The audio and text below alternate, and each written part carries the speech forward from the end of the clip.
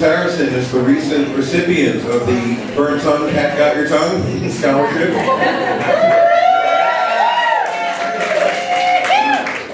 About 15 minutes ago. Jules Harrison is a Harlem baby. Jules is a Harlem baby who grew up in Atlanta and woke up in Portland. I'm sorry. Trying to be a lady, always a woman, and teaching her 3 teenage girls the same. Wow. Dedicated to self-discovery, writing is her way to purge the demons and give voice to the ancestors. This spring you can find Jules on Tumblr and under Jules from Cole. Welcome, Jules Harrison.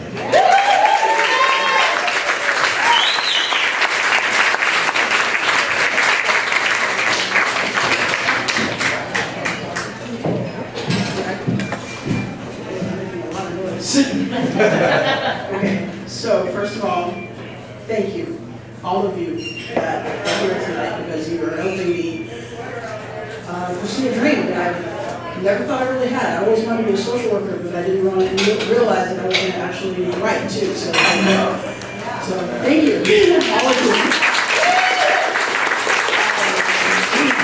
Also, I have to say that I have not had the pleasure of meeting Tom, nor Lydia, which I see as in the audience, but I've had the lovely pleasure of knowing Donnie, who is influenced by both of those people. So, Donnie is the reason why I am here. Donnie is the reason why I am telling my story. So, thank you, Donnie.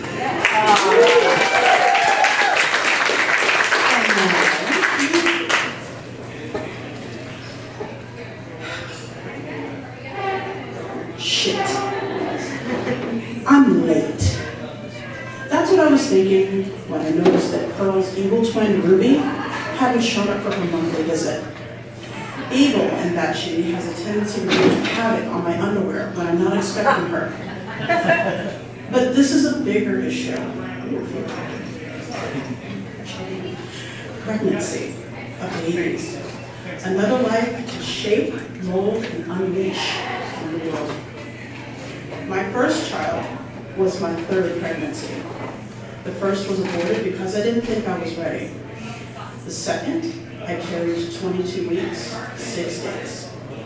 My cervix decided to spontaneously open and I started having contractions. After 12 hours, an IV, and mentally bending my cervix to close, I miscarried. It was a boy. My family was relieved I hadn't produced a bastard child by living in sin with the baby. I was later told by an OB at the free clinic that I had an incompetent cervix. That it was probably caused by my abortion, and that I had a 50-50 chance of carrying a child to term.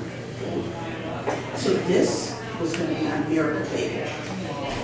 I had stitches placed on my cervix, and I did everything the doctors told me. Well, close to everything. I had shit to prove. Fuck you, gravity. I also read about exercise, and I took my ass to the pool and did the crawl. Because, well, I was about to mess up my hair.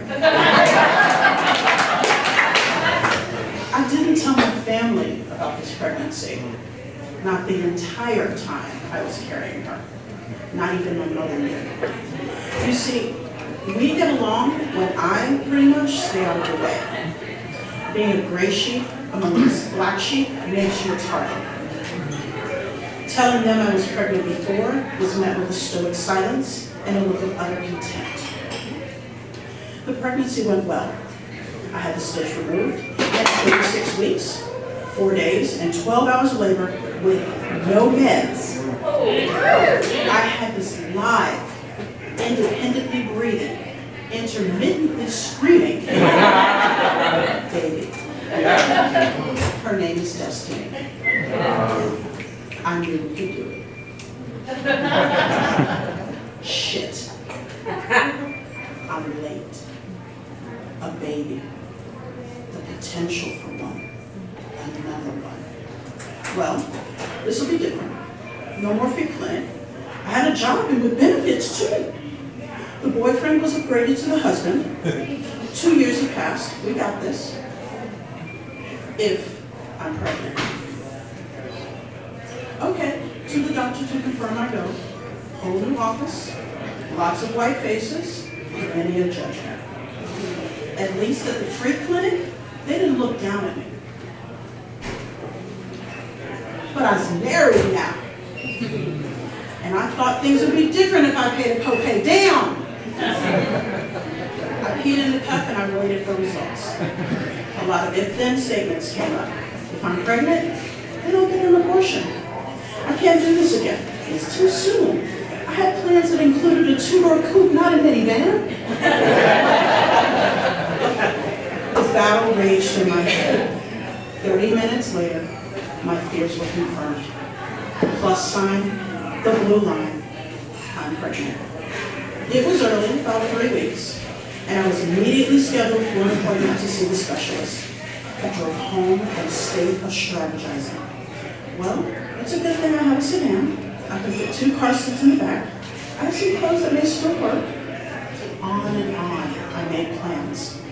I told the husband, who mumbled something about looking for another job. I told my family, and they were more amiable this time around. I told my coworkers, 12 middle-aged women working at a bank that ran like a factory, and they were excited. I went to the specialist about a week later. I went alone.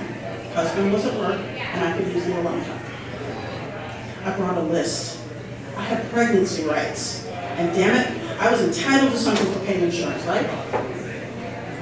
We talked in the exam room for a moment, him going over history, me trying to fight for some rights. A water birth? I asked. A what? The doctor said. I explained. Our facilities are not equipped for that here now. I sighed, couldn't wait a list. Later, it's too early.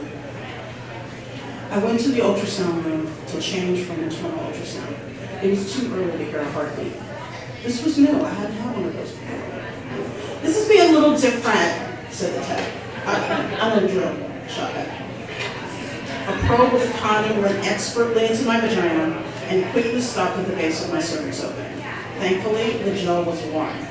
I looked at the screen, all black with the occasional smear or blob of gray. The tech maneuvered the probe a bit and then stopped. There were 2 blobs. 2 babies. Twins. Holy shit. I thought I knew, but I had no idea. Game on, body, let's do this. I went to appointments, missed work, and at 4 months I endured the stitches again. I was told to go on bed rest. I laughed. I was told this before. I went swimming. I had work to do. Bed rest? I'm going to the pool after work. At 26 weeks, I got a call from my office. We can't let you come back to work if you're on mandated bed rest. I was devastated. I begged my doctor to let me go back to work. I had spent the last 2 pregnancies not working, and it nearly drove me batshit crazy.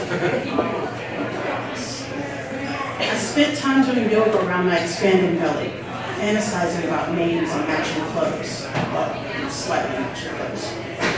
I opted out of finding out who the biosex was for babies because I really didn't want to know. What I wanted to know was how we were going to fit 3 kids into a 2-bedroom apartment. But as luck would have it, a Mormon couple with 3 kids just bought a house and were moving out of the 3-bedroom across the way. At 35 weeks, 6 days, I went into labor. I fired the recommended insurance OB and went with the OB that delivered destiny, Dr. Liu. Dr. Liu, MD, had left his clinic and now had his own practice. Dr. Liu was on point. He never once supported the notion that my body had failed me. He did admonish me for not being on bed rest sooner. In all honesty, I was one of his better patients. Some of his patients didn't get care at all until it was too late, like having a dead baby still in them too late. I arrived at the hospital with the husband and my dear. If I couldn't have the water birth, I was going to dance it out. Fuck you, high-risk pregnancy. Music was essential. For Destiny was Sam Cooke and the Changes in Time. This time I was dancing salsa. The young 20-something white nurse was puzzled as I ignored the hospital gown and went for my oversized nightshirt. It could have said, "Don't fuck with me." And she still wouldn't have got the message that I wasn't there to play. And this wasn't your normal L&D where the patient does what she's told and just lays there. Perez Prado was playing and I'm doing a cha-cha. Alone. The husband learned last time I damn near squeezed his hand off during a contraction. My mom came this time and she was excited. This was the same woman who spat out a year earlier. "You're not having another one, right?" The same woman who told me that I was a survivor of a spontaneous abortion when she was pregnant with me. And that I was a preemie, born at 29 weeks and 1.5 pounds. I can't turn pages anymore. Look at me now. I got this. I opted for the epidural about 4 hours in. I was tired and well, my spinning wheels weren't on point like they were at week 20.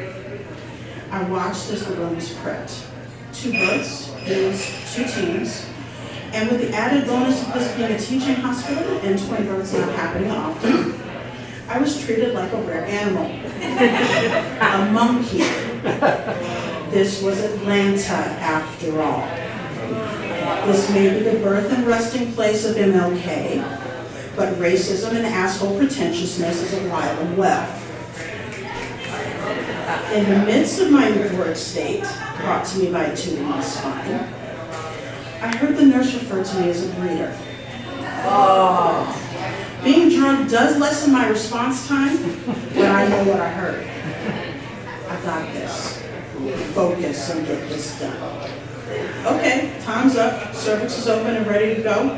Contractions, while none feel like squeezing a ball in silence with gloves on. Teams are ready and they look like they're in doomsday mode. Focus. Push. I fucking have people taking pictures of my twat. Focus. Push. What the hell? Out comes number 1. A boy. He was the dominant twin, kept shoving number 2 out of the way for camera time. Soon after, the afterbirth was out, and team 2 gets ready for the next hatch. Apparently, there is a problem. This one wants to come out arm first. So Lou tries to reposition the arm and coax the head to come first instead. Contractions are steady going. Staff is happily snapping away at my twat.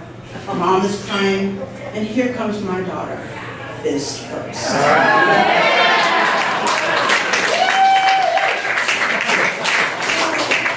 She said it for me. Fuck you, Scott.